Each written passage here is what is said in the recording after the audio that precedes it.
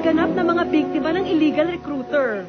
Hinihintay ang pagdating ng pamilya ni Mona Lisa.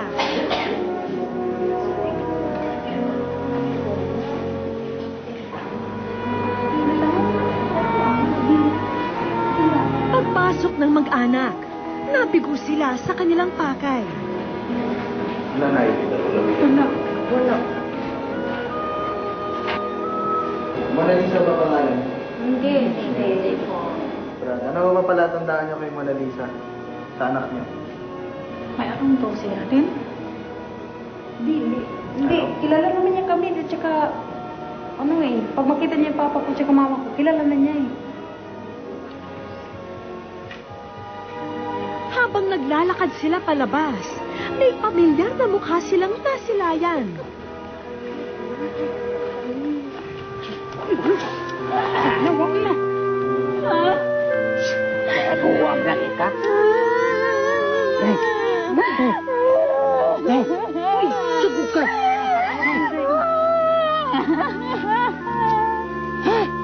Kuna lalin. Ay, sas. Mana nakita na nung ulis.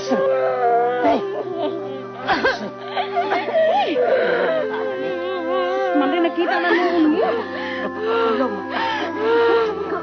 Nakita na yung anak ko. Sino ka? Mana nakita na nung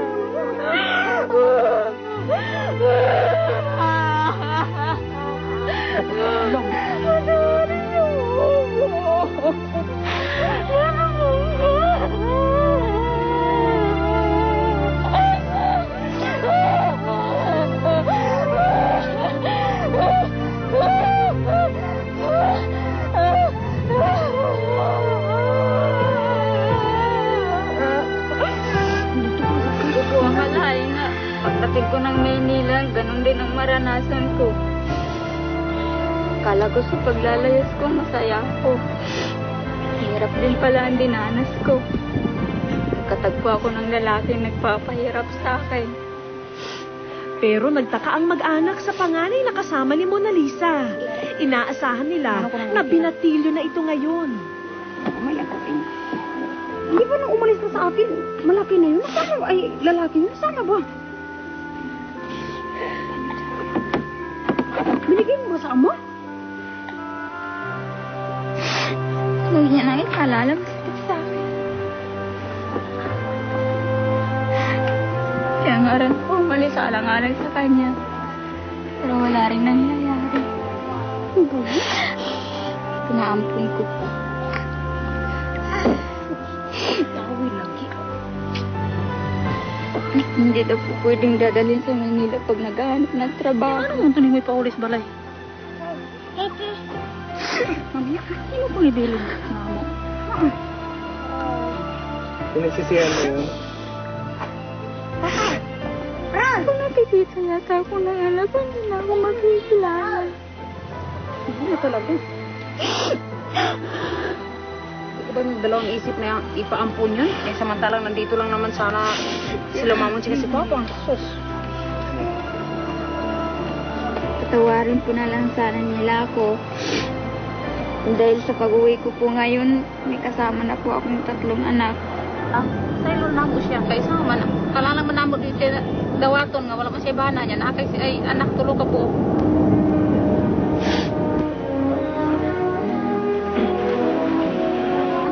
Isilantabi muna ang mga katanungan, pati na ang mga sama ng loob. Ang mahalaga sa mga sandaling ito, muling nakauwi si Mona Lisa. Pero ano kaya ang magiging buhay niya rito sa probinsya? Nababahala siyang maging pabigat sa mga magulang. Huwag mag-alala, Mona Lisa, dahil ito ang handog namin sa iyong pagsisimula.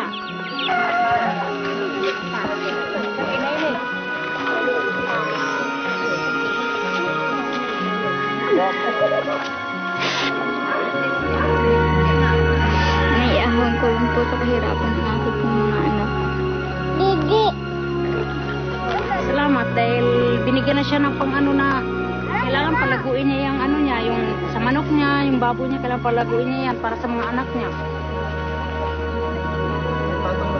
Ang mga anak, ngayon lang nakatanggap ng mga bagong gamit.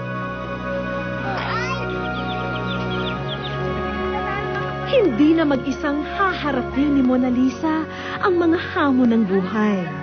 Dahil sa piling ng pamilya, siya'y tiyak na mas tatatag pa.